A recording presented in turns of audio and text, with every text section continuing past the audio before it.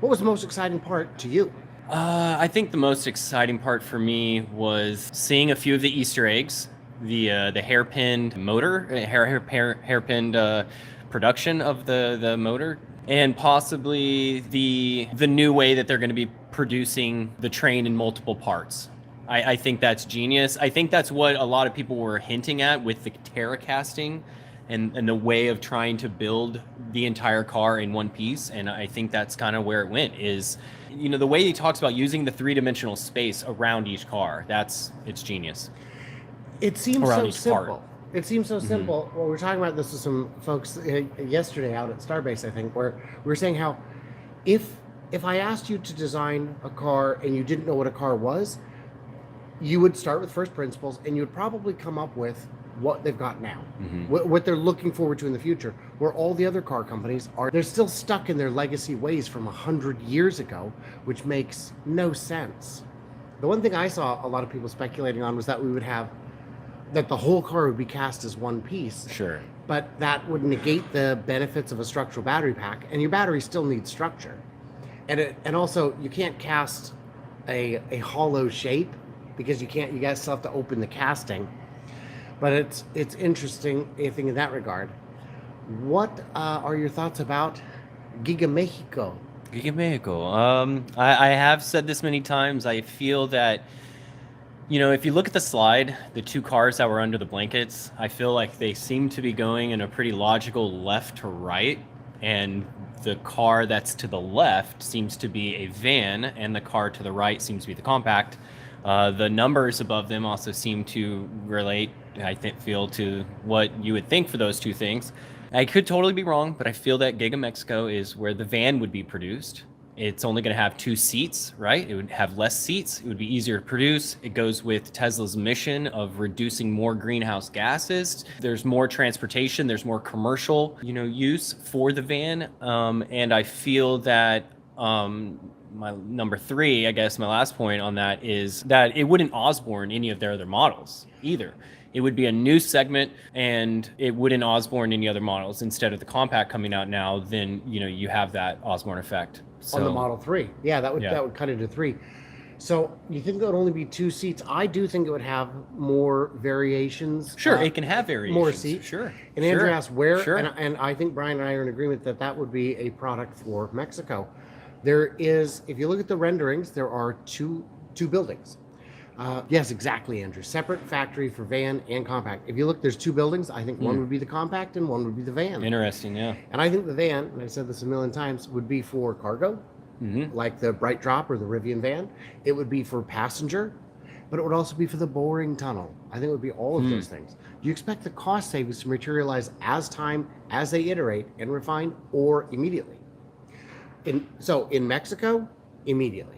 It would be immediate, don't you think? What was that question? Cost savings? The cost savings. Would they inch in, or would they just all be there all at once? I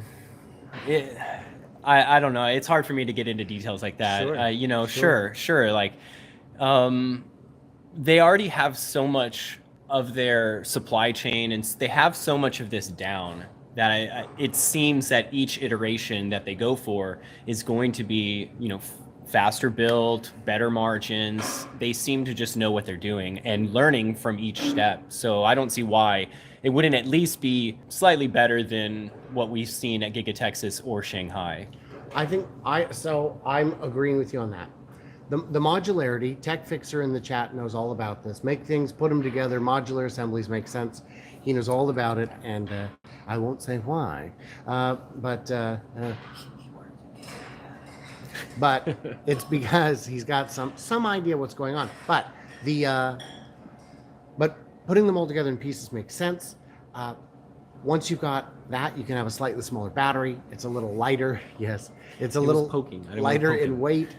And then you don't need as expensive of tires, as expensive of wheels, as expensive of suspension and brakes. And really, if once drivers are accustomed to one-pedal driving, the best brakes are no brakes. Yeah. And how long have you had your Model 3? I've had it for 6-7 months now. And what maintenance have you done? There's a lot of maintenance. Let me think So about it. you There's had 8 lots of oil maintenance. changes. Yeah. Right? No maintenance whatsoever. None. I had my only service interaction with Tesla is questioning things, asking things, getting a quote over the app, which seems to be, it works. It's not the best system, but it works, and I actually like doing it whenever I want to. So if in the middle of the night I have a question and I want to ask how much a cabin air filter is, then when I wake up the next morning, there's my quote, $58, which actually I feel is pretty inexpensive. For how big it is. Yeah, I did it. I ended up doing it myself. But the only time I had to go into Tesla service was to upgrade my full self-driving hardware to hardware 3 Nice. from 2.5, which I will point out a negativity on that note is that I did purchase my vehicle used from Tesla with full self-driving beta included. Mm-hmm. But I got the car with 2.5 hardware, which seems, strange that you would have thought they would have thought that prior to handing it over to the next customer that was buying it specifically for FSD. But the process of the upgrade was free and so easy that I don't even think it bothered me. I think my thought on that is that they didn't know which buyers wanted which ones were how long it was in between being sold and being repurchased. Because if you put it on all the cars, it'd be overkill and a cost that may not make sense in the longer term. Sure. For those unaware, Jeff Songster in the chat is about 12 feet away from me. Hey, Jeff. I do wonder of Boring Company. Will be a major operation, but I do think it has promise to be useful. So, Jambe, I have got, and Jambe, you're in Oregon. We should visit sometime. I'm only an hour north of Portland. I've got some inside scoop on Boring Company. I met with someone who lives next door to it, and I did an interview, and it's kind of a more involved piece, but if you want to get an early gist, his name is Chap Ambrose, and you can look him up. He's only got a few videos on the subject, but he is a concerned neighbor with good cause. Did they say where they're building the Optimus? I did not hear an answer to that question, but I'm going to say it might be in Palo Alto at the old HP headquarters in the engineering place. Tech Fixer. Energy is going to explode, in my opinion. Do you think Powerwall will go both ways? Will go both ways? Do you mean bi-directional back onto the grid? Oh, that has to be it. It has to be. If you mean that, because I was like, it is. Like, that was my first guess, or commercial and retail. I mean, we did meet your wife, Todd, but the absolutely 100%. The limiting factor on that is whether or not the grid, the utility operator will allow it. Meet you at Mountain Hood Cabin. I live in Texas, and I could not get Tesla Energy at my house because I live in Georgetown, Texas, which is not, I believe, retail or deregulated. Yeah. So unfortunately, there's still some hurdles that they have to overcome, I think, locally and in different municipalities. Yeah. And different ones have these weird little protectionist rules that kind of make no sense. But they will all eventually get on board. I don't want to buy your solar. I don't want to buy energy from you, but at some point I have to. Or I guess you guys could go out and spend 100, 200 million on a mega pack to offset or remove one peaker plant, which is a big deal. He did briefly mention boats and planes. It's in there. It's in there. I don't think that's part of the plan just yet. What do you think on that? Yeah, that's far out. That's definitely far out. But I feel the boat's coming first over the plane. Yeah. And a Tesla boat would be pretty amazing. It would have to be. It would be a cyber boat, right? It would be a stainless steel. Awesome. Wouldn't rust me, or I don't know. Yeah. Maybe figure out. Maybe it wouldn't be stainless steel. Know. Yeah, I don't know. But this is interesting, though. This is interesting. Chandra Das, hello. Even for a little speedboat, you just put in a plaid power pack. Yeah. And maybe even a plaid motor. But are they thinking bigger? Little speedboats aren't truly going to cut down emissions on the sea. The only thing that's going to cut down emissions on the sea would be a cruise ship. Oh, yes. Yes. I mean, how big can they go? This is Tesla. They're not. Tesla, I mean, maybe Tesla would start out with something that is higher margin, maybe, and maybe like a speedboat or a small luxury boat would be. But it seems that if your mission is to cut down emissions and to cut down pollution, then it would be a large boat. Yeah. We got to wait for battery density, I think, and cost to catch up. Yeah. Because we were doing some math on what it would take to replace diesel fuel for a diesel electric train. Mm-hmm. And we said, well, what if you put 2 or 3 cars of megapacks? And the math we came up with was that each megapack only replaces something like 150 gallons, maybe. 200, you said, I think. Well, a diesel locomotive uses 200 gallons per hour. Wow. And it's about 1 gigawatt hour per, well, it's a semi. So that would be per, 50 gallons, 80 gallons? So it would be, so each megapack would replace about 300 gallons. So each megapack would get you an hour and a half. Mm-hmm. So I don't know. I got to make sure my numbers are right. Oh, yeah. Andrew points out they do have some battery trains in the UK. There are the catenary lines with the overhead. Those work. There's the third rail. But for intercity, it becomes cost prohibitive to put copper over, 10,000 miles of rail. So that becomes an issue. One thing we were thinking about yesterday, we were driving back from Brownsville, and there is so much wind power out there. It is thick with giant turbines. One of the concerns with the giant turbines is that they do still use rare earth elements in the motors, in the generators, in the electric motors. Could this new rare earth element free electric motor design scale up to something like that?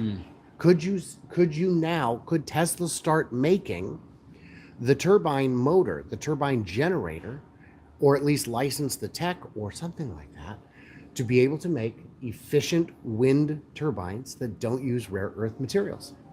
And remember, rare earth materials aren't rare, they're just rarely mined. They're abundant, they're just expensive. And so, well, yeah, but they all come from China. Now, we've let China dig up all of theirs first. If there was some total world war where every nation had to depend on their own stuff tomorrow, a lot of countries would still have these materials. They would just be less cost effective to mine them than by having the fine folks in China do it for you. How is the visit to the lithium plant? We did not get out there. We looked at all the pictures online on the way out there, Andrew, and determined that it would just be a pile of dirt. Yes, Jeff's got that already. Oh, so it's not constructed yet. So yeah, we didn't even bother. It's pretty close to where my mom lives, and I really need to go visit my dad. So I should be trying to give it a shot pretty soon. Yeah. Even when Sandy is sober, he would be excited. He would still be excited about the new engine design? I absolutely agree. Sandy's an engineer. He's an engineer's man. Mm-hmm. So putting copper over the rails, going over the mountains would allow great regen on the downhills. Absolutely, it would. Giga Mexico will create buses first for its employee transportation. I don't know. I don't think it will, because there's a lot of cases where I thought that they would do something like that first. Like I thought they'd make a boring tunnel specific design would come first. I thought things for use around the lot. They've been using buses at Giga Texas since the beginning of the construction, or pretty close to that. So. Yeah, they haven't changed. They still use school buses, I'm pretty sure. Except at the very highest heat part of the summer, where they'll bring in chartered buses that are air conditioned. Nice. So there's a question: is this Bryan's artwork? No, we are in the lobby of the hotel. Sometimes it is. Sometimes it is. Not this time. Not this time. Yeah. There's another question I saw about Tesla van next year. Let's see.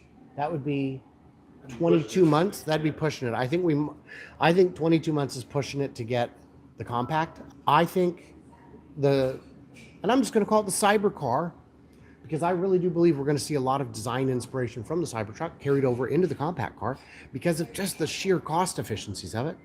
I think it's going to be very exciting. Yeah, I was on what are those Twitter Spaces with I think it was Galley and a couple other people, Holmars.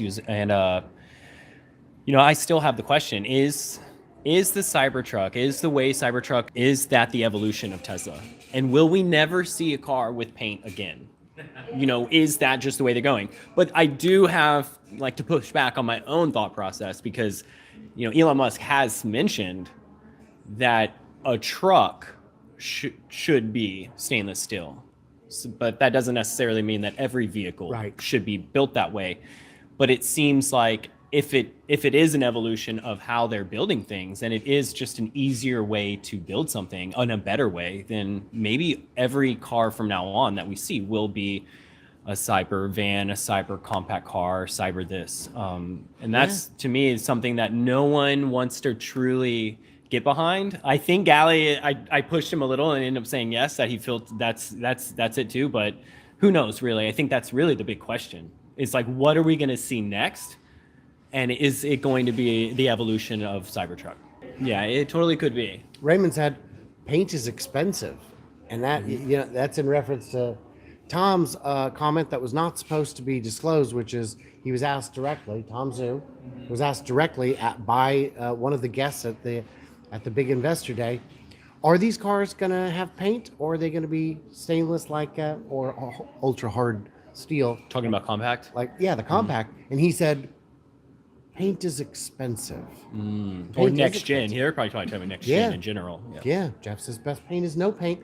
The paint protective wrap will be able to replace the need for fancy paint. And apparently, and I read this, but I did not see the source, Tesla has confirmed apparently that they will not be doing factory wraps, which is disappointing. I think they could make outrageous margin and do it extremely quickly and offer a warranty. But warranty maybe after Tesla bot comes, they'll start doing it. Yeah. Well, and then we were talking. Well, could you automate the process if the panels are flat enough? Could you wrap it automatically? Just doing it after delivery. Then you deal with it. Sure. Paint shops are expensive. I asked Sandy Monroe how much a paint shop costs. He said 200, 300, 500, 750 million you can spend or more. You can spend billions on a paint shop. And if we're talking a paint shop for a factory that's going to produce 1 million compact cars, it's not going to be 1 million, my friend. It's going to be a number substantially higher than that. Shanghai already makes 1 million cars, and those are of a much more primitive design philosophy. So they're going to save billions on the paint shop, and then thousands on each model. That's how you cut your price, because and it's how you cut your weight. There's probably 30 pounds of paint on a car. Maybe not that much. Do you think it's that much? It's definitely weight. It's certainly more than a little bit. It's more than a little bit. Yes. And never thought about that. In the chat, we just saw chromium costs more than paint. So stainless steel has often nickel, chromium, and some other things, palladium, molybdenum, whatever. It's a mix, and it's a bunch of different mixes. And it was my thought that the chromium is a heavy metal. We prefer to avoid that if possible. And nickel is in short supply-ish. It's in short supply when you figure how much you would need to make millions of something as heavy as a car. And that's why the patent we saw was for ultra hard steel, not stainless steel. But I'd love to see the patent and find out if it discloses enough to make it known what it is. It must disclose what's in it and the ratios, because you could just look it up. You could just sample the metal and find out. So I think that'll be interesting to see what it is. Yeah. There's a lot. I haven't really gone into it. It's a lot. It's a lot. And Brian was at Clive Bar with us, and it was very loud. There were jackhammers across the street that made it difficult to hear what was going on. And then also the chatting and the echoing and all that. And also it being 4 hours.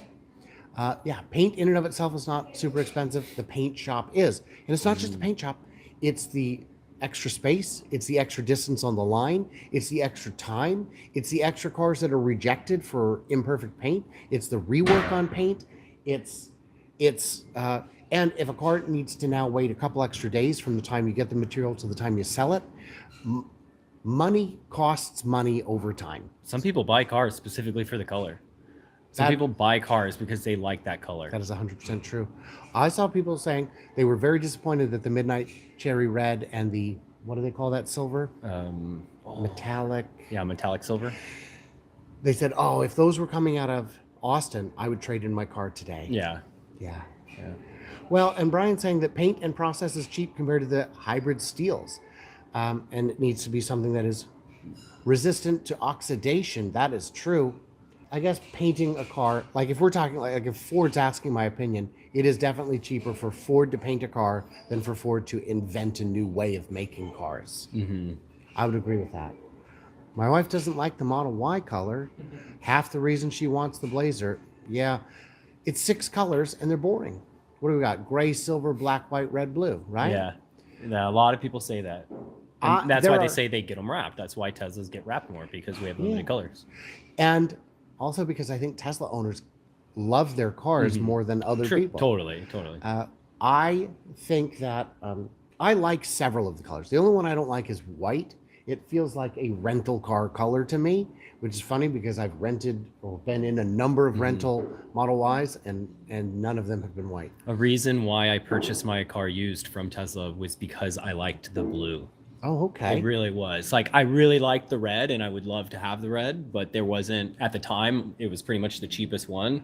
But then because the cheapest one was also not base model white, Right. and had all the upgrades, it was just another bonus. And I really do like the blue. So Yeah.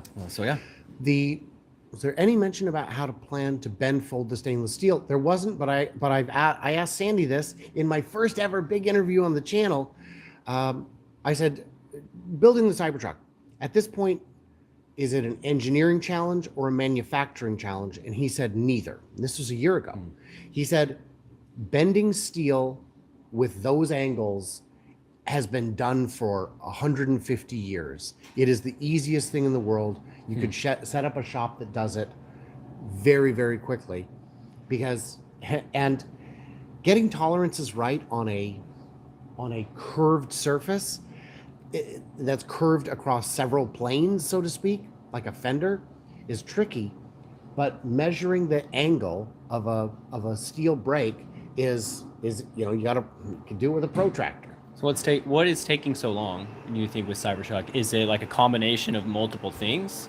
Creating something that's never been created before, the production process, battery constrained, or just all of the above? So we're getting into speculation, but that's where I'm at my best. I would say they believed that 4680s, if the vacuum's too loud, I believe that the 4680s are what held them back. That they were planning to go all in 4680 Cybertruck design, and that the ramp in Cato Road taught them some painful lessons on scaling, and that they don't want to have a 2170 variant of it. They wanted the Model Y on all 4680s by now. I think they wanted the Plaid's Model S and X on 4680s, when those came out quite a while ago now, last year. So I think that's the limiting factor, is they don't have enough batteries to get it going. They did have to wait for the 9,000 ton press, but it is there. So I think that's not it anymore. But I think the rest of it, and I think the steel factory wasn't done yet. Is it online now? Almost. So Dynamics is almost online. I was asked by a gentleman at the Peterson Auto Museum. He came up to me and he said, where are they gonna make the steel? Is it gonna be at that place in Texas? I said, Steel Dynamics in Sinton. He goes, yeah, are they doing it? I said, they've released several press releases. No, it's not us. He goes, then where are they getting the steel? From them. They're under NDA. We're all, everyone is under non-disclosure agreement, and they haven't, had a chance to, until that's done. Where else would you get it? Who else? Yeah. It's a custom-made facility. And I mentioned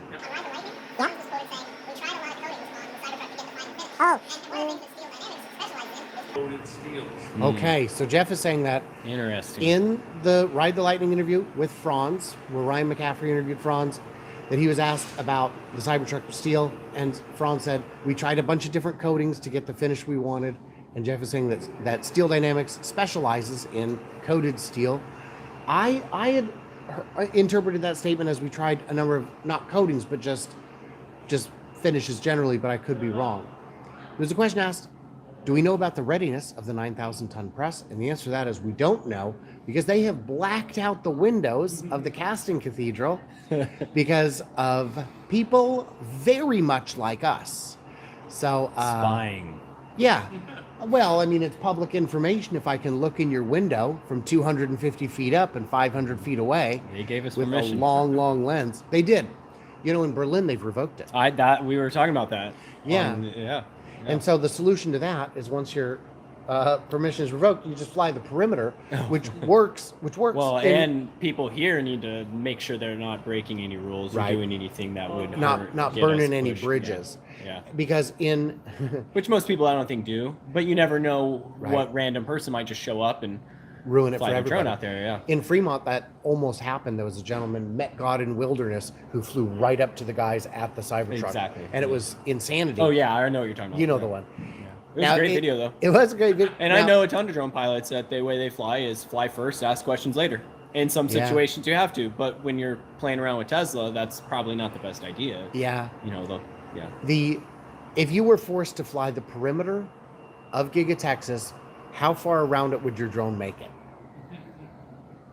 Because I this just is got the new 2,500 Mavic, acres. the Mavic 3. Yeah? Has a longer battery life, and I haven't fully tested it out. I don't believe, even flown it at Giga Texas Okay. since. I think it would make it. You think now the entire perimeter, of like the entire No, I mean land, the property line. Yeah, the property line. That's a I don't big- think I've ever flown that entire property line in one battery. No way. in one No flight, way. no. You would have it would have to be a speed race every It'd have time. to be no wind whatsoever. No wind, Yeah. and you'd have to not pause for anything. And how will the drones be able to lift the long lenses they're going to? Yeah, and how will the drones lift the long telephoto lens? Pricing on Cybertruck. What are your thoughts? Honestly, I don't want to give my true thoughts because if it goes up, that's worse for me. So, it has to go up. It has to go up. But I do think they're going to stay competitive. And if you look at the prices that all the other electric trucks are selling for, 60 to 80,000. So the question was I asked. think it'll stay in that range, and maybe their lower end could go down to 45 or 50, or at a certain point. Maybe not in the beginning, Yeah, of course, but I would add to Yeah. that.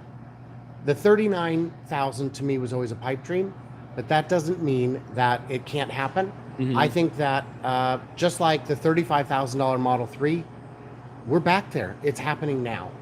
I think at launch, yeah, the numbers, people are saying 79,000. Now, we did get a question, who is this guy? And this is Bryan Roschetzky, a drone pilot who Oh, did here. how many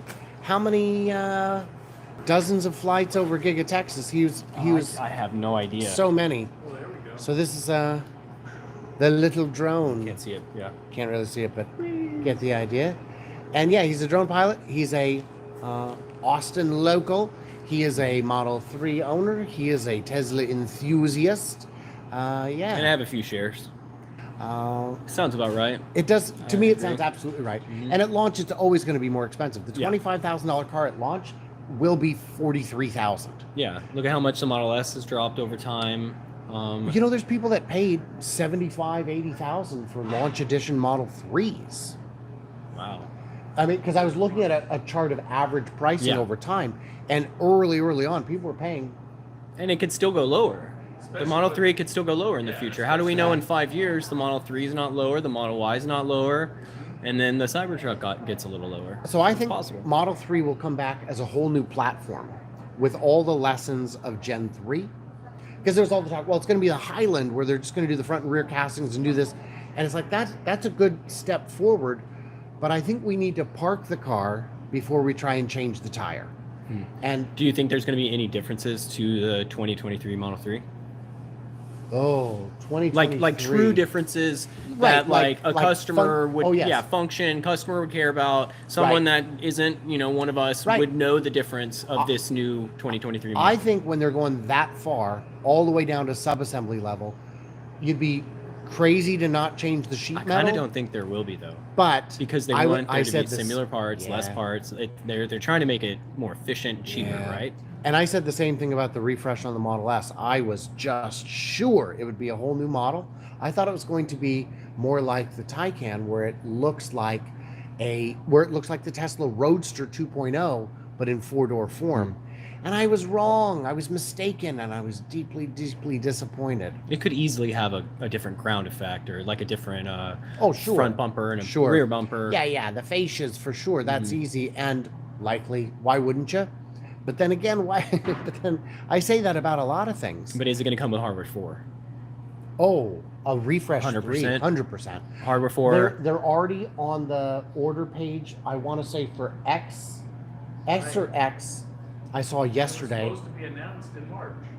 So here we are. Here we are. It's in March. I think I saw yesterday that somebody screenshotted the order page, and I want to say it was the X is now orderable. But here's the beauty: it's an orderable with hardware 4, without ultrasonic, and FSD doesn't work on delivery. Oh, it's a new high def radar, maybe, or they were holding for maybe. March, we thought. Maybe. Well, less aerodynamic just for aesthetics. No. They would make them they might make them less aerodynamic if it makes them so much cheaper and easier to build that it makes up for it, but not. Yeah. But I just don't see know. why they would. I mean, why? maybe 1% on the margins to make a cooler little flare, but even still, I don't. On like a refresh model. Yeah, 3, like sure. a refresh Model 3, give it a little bit of, it's tough to say. Yeah, I don't think that's the reason why they would change the aesthetics of the exterior. Yeah, and they work on You the know. upper body as well for aero. I mean, they're working every angle. Yeah. So John Bay says, I still think it's a magical myth how they change production every single day. Jeff and I had a chance to talk with a factory worker who knows? Somebody could even be in this chat today. Who knows? We asked, is it true that they make big changes all the time? And he said, and I said, do they actually take your advice? He said, not take it. They require it. Because if you're not suggesting improvements, you think the process is perfect, and the process is not perfect. It can always be improved. Help us improve it. Help me, Obi-Wan, you're my only hope. Yeah, new production techniques will be at the new factory first, at least a couple years. That's right. We do know that. That was said in the Investor Day. And I can't expect you guys to know everything in the Investor Day because I don't know everything in it because it was 4 hours long. Yeah.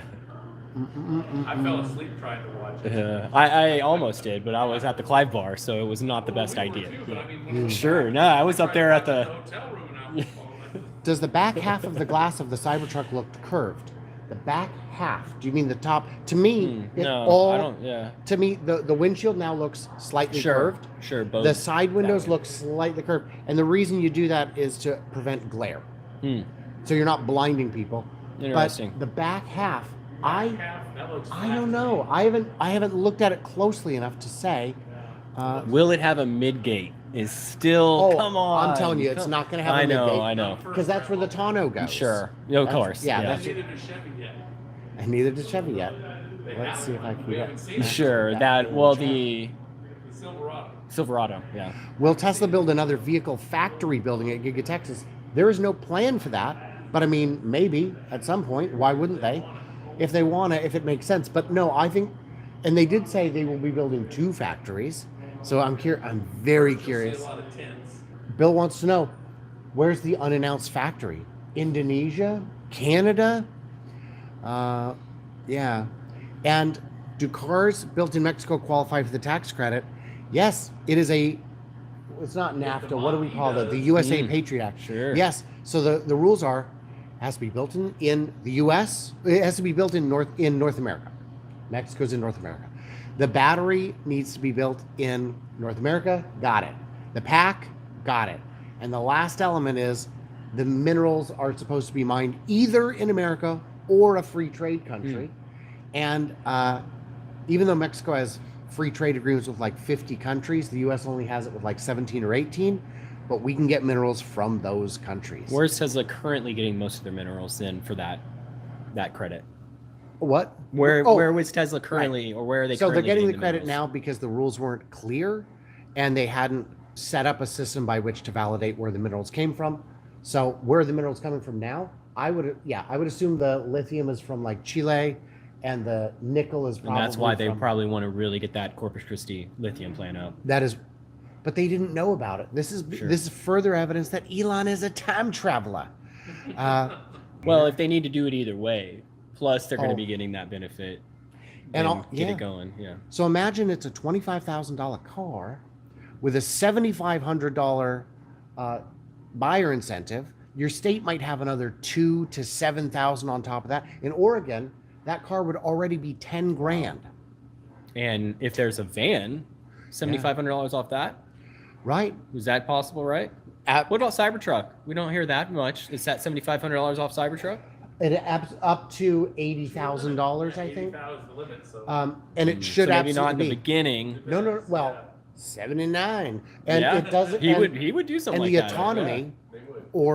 or soft limit the battery in a way that you could unlock it next week. They did that in Canada, where they sold super short range ones just to get under the limit, and then the next day you slap in the credit card and they unlock the battery. Crazy. So it's up to 80,000, and they could absolutely do that. And the software package does not count towards that price. So if you spend $79,999 and get a $15,000 self-driving package on it, it still counts. So we are going to only go probably another 5 minutes here. What are your thoughts on the motors without rare earth elements? Excited. It makes them cheaper and easier to make. It makes the supply chain easier. China controls so much of the refinement and extraction of those materials that they kind of get you over barrel, and let's get away from that. What do you think? I had a speculation when they started to announce the Model S plaid motors, and then later announced that the Semi would have the Model S plaid motors.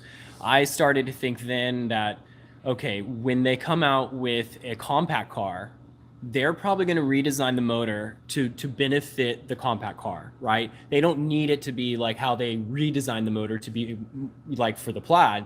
They need to redesign it to be less minerals, more efficient, lighter, all those kind of things. And I still feel like they're going to have another iteration of a motor when the compact car comes out that's going to blow everyone away on how light it is, how small it is, and how efficient it is.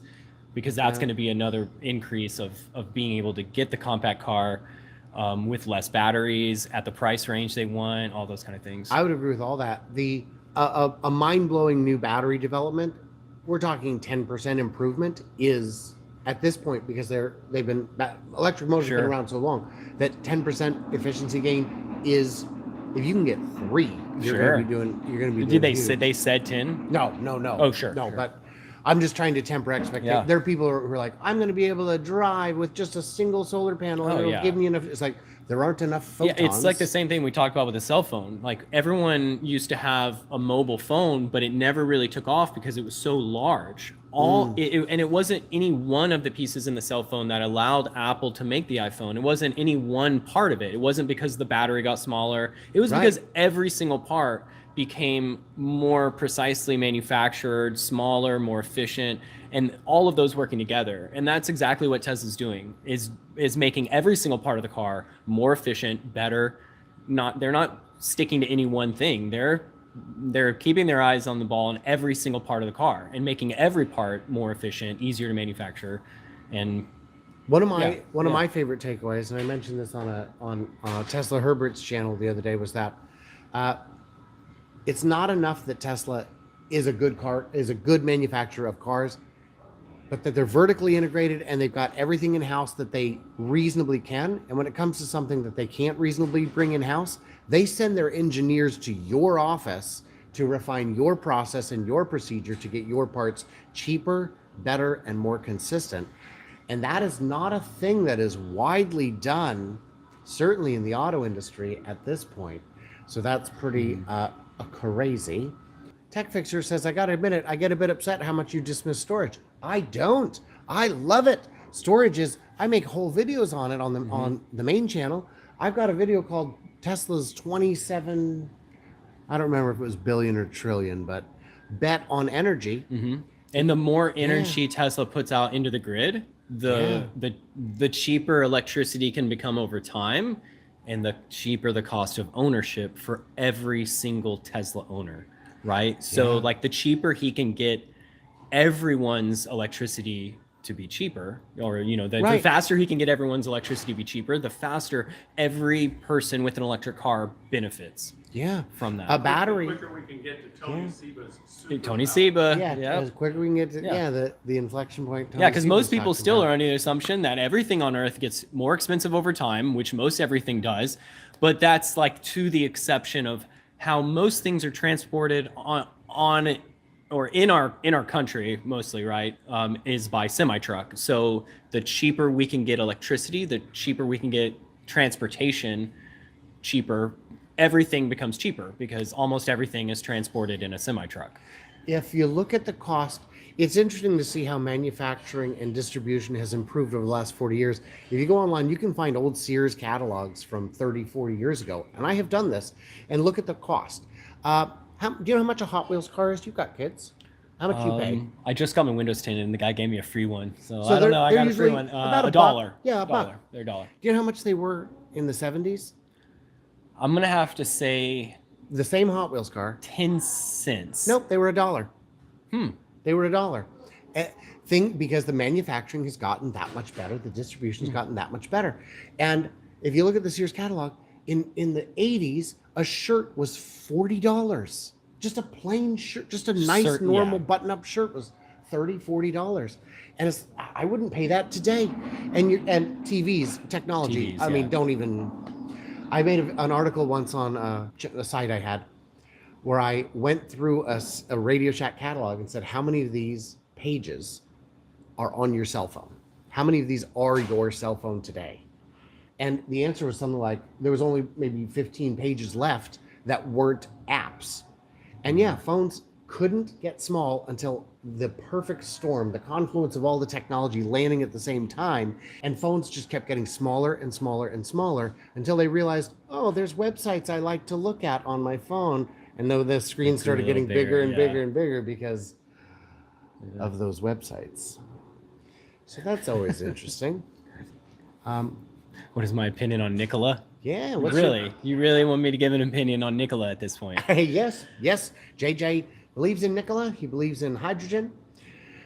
I don't know. It rubs me the wrong way to see how many times Nikola lies to people and So the lying days are behind them. When Trevor Sure. left, it's behind them. The days they're in now are the cash burn days when it's when it's proving very difficult. I almost feel this way, not just about Nikola, but about all startups now. I'm just highly what's the word here I'm looking for? Skeptical? I'm very skeptical of all startups now. And it's not just because maybe I feel they had bad intentions. Like I feel like some of them they're trying hard, but it just doesn't seem like a lot of them are going to make it. So until someone shows me a product and it's there physically in front of me and you can buy it, I'm just very skeptical. I'm even skeptical of Aptera, and I love Aptera. I absolutely love Aptera the most, but I'm starting to worry that it's been this long. We still don't see one. Sono Motors. Have you ever heard of Sono Motors? They're a company that's trying to bring a car with solar panels all over it. Oh. Where is it? Still not here. Yeah. Lightyear, another company, love it. $250,000. I think they're dying too. So it's unfortunate because I want the transition to accelerate as well. But it seems like at this point, Tesla's our only hope. Yeah, I have confidence. So there is a second runner-up, and I asked Sandy who's going to be number 2 in 10 years, and without hesitation, he said BYD. Because BYD does develop their own chips. They do have their own in-house software development. Buses in They've LA. got buses already running in LA. Yep. And they've got And cars in LA. their own. They make their own batteries. Yeah. They, When are any Chinese companies going to be able to sell EVs in America? there's That's a going to be 28% import tax. So the answer is, Right. as soon as they build a factory, Hold them back which is right why now. Okay. VinFast is building a factory now. I don't know if they're also subject Probably to a world trade the- lawsuit. So what do these Chinese companies have limiting them building a factory here? nothing. There's Okay. nothing. There's no reason they wouldn't. They just haven't. And BYD could afford to. and I assume that they are absolutely going to. But their cars wouldn't get any sort of tax credit from this Sure it bill. will. If they build it here, Buses in LA. So if they build the vehicles here, that parts of some of like minerals are here, even though they're not an American company. Correct. I mean, Volkswagen or these other companies aren't truly American companies right, either. So right, and they're gonna. Well, neither is Chrysler. Yeah, It's they're Italian. Stellantis. That's an Italian company. Stellantis. Yeah, so they would absolutely qualify, and that's why Audi has announced they're building a plant here. I think Volvo has announced they're building A maybe, lot of announcements. and BMW's got an electric plant going in Monterrey, Mexico. So they'll be rubbing elbows. I'm going to start looking this week to find a drone pilot in Monterrey who I can hire. I mean, if you want to drive down, man, Yeah. you want to drive down. Passport? Yeah. yeah. It seems like a bit of a trek, but I want to get someone down there once a week to shoot. Why for couldn't me. they have made it in Canada? Right. Yeah. Yeah, and Up in Banff? yeah, and John May saying Lucid does have a lot of cash, and that's the problem is on all these startups, can you survive long enough to get profitable? And when it comes to Lucid and Rivian and Lordstown and Aptera, and again, I also love Aptera, but I am deeply concerned that, like, I also loved Arcimoto, and they're still sending me press releases, and I'm like, really? Because it's over, guys. It is absolutely over. I feel it's possible that a lot of these companies could also be waiting for Tesla to open up their charging network, because a lot of people know how bad the public charging network is. And when you're driving a less expensive EV, sure, one or two doesn't work, no big deal. But when you're this Lucid driver that I saw at Electrify America, you're driving a Lucid and you're on the phone with customer service because the thing won't charge. And now I've seen that same charger was down for almost a month. Yeah. They were redoing the whole thing, and it's one of the main chargers here in Austin. And it seems like there was always that talk of the manufacturers don't want to build more EVs because they don't have the charging network to support it. The charging network doesn't want to expand because they don't have this, and we even have the tax credit now. But it seems like once Tesla opens up the chargers to everyone, it'll just be instantly that like everyone knows that this will work perfectly for them, and they can go full steam ahead and not have any customers worrying about that. So Tech Fixer a minute ago said you have to sell cars people want, but that's yes. The real problem is the price. Tesla has always had the philosophy that we cannot sell a car where we're losing money on a per unit basis. We can lose money because the CapEx and OpEx and R&D are killing us, but each unit has to. They wanted to sell the Model S at, I think, 60 at launch. They did sell it at 60. They had Had 49,000. yeah, They never quite the produced. 49,000 was what they Yeah, a wanted to few of those produce, were made, yeah. and those were and they're like, we just can't do it. We can't lose money on every unit, because then the more units you make, the more money you lose, and that's the problem Rivian is having. Is their build cost is 248% of retail. Wow. And it's like, wow, thank you for subsidizing my truck purchase. And like you said with the chargers, if Zach and Jesse from Now You Know can't keep the gosh darn thing running, those guys know how to. I mean, there are few people with more expertise Rivian on. got bricked in the cold. Got bricked in the cold. The Rivian Lost too much battery. lost too much battery, and I think it did it to them twice. 2 to 12% per day is what the Rivian engineer Yeah. said. Yeah. And it seems like Amazon doesn't have that problem with their vans, even though they have Rivian Rivian. vans. But that's because Amazon. You ever seen that picture? There's a picture Amazon has like just hundreds and hundreds of personal chargers. Yeah. So they don't worry. They like even the Amazon. They're not using the public charging network. They have their own. They Yeah. do their route. They come back. They charge at Amazon. And they charge And it more makes than sense that. because Probably a cheaper electricity rate too. the Rivian trucks charging at night makes sense because you don't have to put in superchargers. You just put in a 220, and that's enough to, because it is going to be there. Yeah. all But night. personal use of vehicles isn't that way. Personal use of vehicles is like I'm going on a road trip and I'm going to try to get there as quick as I can. And there's going to be times when my battery's going to be low. And there's going to be times when I park somewhere and the battery's going to be low. Especially an adventure vehicle. Well, an Yeah. adventure Yeah. vehicle, Jeff says, especially in Rivian's an adventure vehicle. Here's an adventure. I would like to do this. Maybe Brian should join me. We should make a buddy comedy road movie out of it. We should do a cross-country trip in a Nissan Leaf. And I mean like a 2013. You're in the Nissan Leaf. I'm in my Tesla. There are stretches. I mean, first of all, it would take very careful planning, and I assume we would have to charge at people's houses. I literally sold my Kia Soul EV to Tesla to get my Tesla because I was done with that scenario. Oh, so wait, the Kia Soul EV was I gave it to not Tesla. as good as the Model 3? Yeah, I said, Well, now Tesla, y'all I've have it. heard everything. Recycle the What batteries. was the range on it? So the Kia Soul EV, when I first got it, had about 100 to 110 miles. I got an update about a year or so into it, which gave it to like 110 to 125 miles. But then later we hear, what did they do? They just increased the size of the usability of the battery, decreased the size of the battery like buffers, right? Oh my God. Right? That's what the update was, I believe. And so what happened? Over Now time, you're killing your it faster. degraded the battery faster. And then I got to the point to where I had about 65 to 70 miles of range. And that was like at midsummer when it became, or not midsummer, but when it was warm. Yeah, after when it was winter. optimal. Yeah, and my driving habits didn't change. You know, I was trying to drive super efficient, and it was still, it's just not enough. Like if it had 150, 160 Right. miles and then degraded down to 100 or 110, it would still be great. Yeah. But like once you get below 100 miles of range, it becomes just not that great. Unless you had a Tesla supercharger on every corner, which it was a Chatamo. But You even- know, but even- Chatamo was yeah. like very slim findings. Going down. So yeah. And especially in Texas.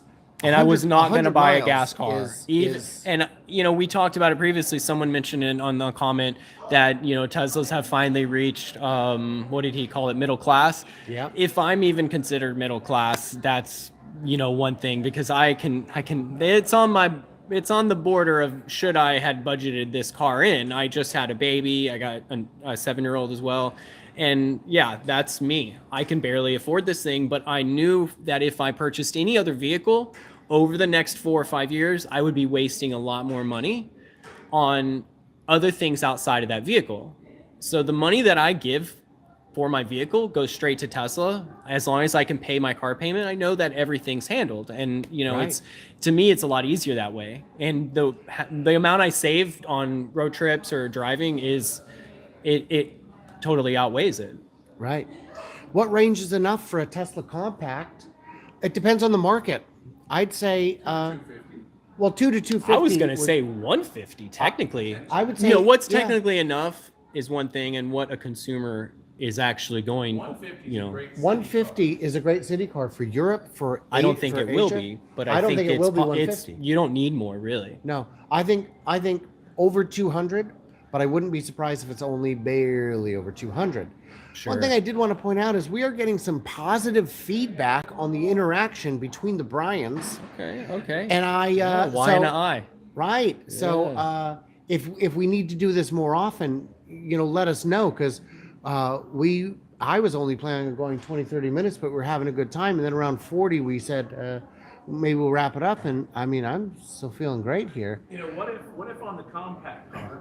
What if They on the put the compact car, semi-gearing they put in, the so you get an semi-gearing in, overdrive so you on get a an small motor. overdrive on a small motor, Extends your and range. extends your range. Because the overdrive is on the semi. I That gearing system is on between the axles. I don't know. I don't think you'd need an overdrive, but Yeah, like is that well, is Brian that spells his specifically name because correct. of the weight?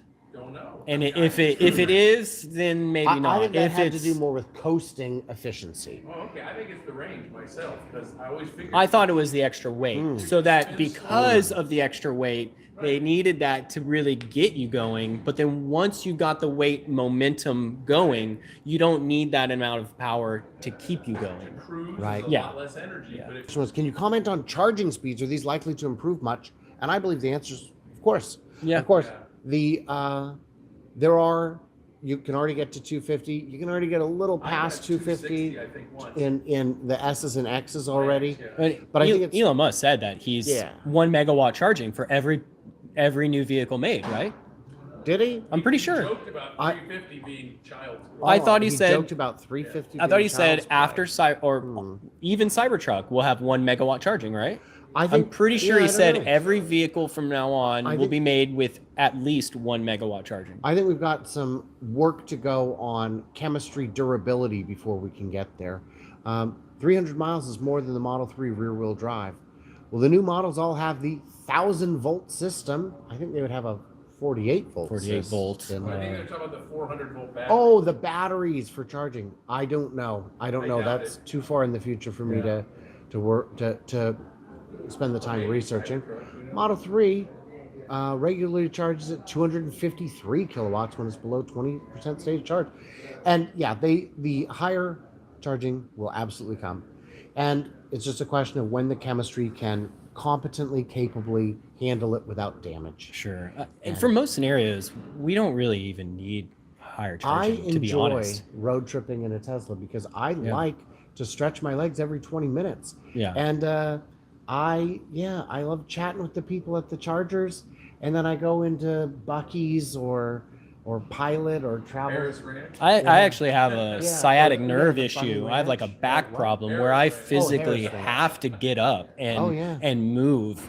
And if I sit too long, it actually becomes a painful problem. It makes a long drive so much better because I was always the guy who would just power through, and then you get there and you're just dead. You're just exhausted. And one thing, everyone here in Texas loves going to Buc-ee's. That's like our favorite gas station. And the one experience that I had of going to Buc-ee's and charging at the Buc-ee's Tesla supercharger instead was that, my wife had gone inside to take the baby or to take my 7-year-old inside. They took so long going inside that the car's done charging and I have to move now. And so I moved to go under the shade, which was blocking a gas station. And my experience then was that this stinks and this is horrible and I need to move my car somewhere else. Yeah. And yeah, I think that over time, people will realize that the experiences here is better in every way. And there's so many experiences that you're going to get with an electric car or Tesla that, yeah, there's so many things people aren't thinking of yet. So awesome. Okay, well, an hour is good enough, I think. What do we miss or misunderstand in the comments? If you want to see more of these, you got to tell me because I don't know. I'm so sunburned. I don't, with the camera, you can't really tell, but I am crispy. We had a great time. I've got so much footage coming from Texas. And maybe and today I get to sleep on the plane, said everyone who never sleeps on the plane. So what did we miss? What did we misunderstand? Leave it in the comments below. Subscribe if you haven't. It's killing me. I'm dying without the subscribers. I'm on death watch. And Matt, thanks as always to the patrons who get early access, bonus content. Sometimes got to sit next to me while I'm shooting these things. You never know. And you can find me at Bryan Roschetzky, YouTube, or Roschetzky Photography for most of all my other social media accounts, Twitter, Instagram. I think after this ends, we'll pop into the description and get the link for Bryan on It'll be those. somewhere. Yeah. You'll find it. And yeah. So stay tuned, stay juicy, and I can't wait to hear from you clever robots when I'm done with all this travel.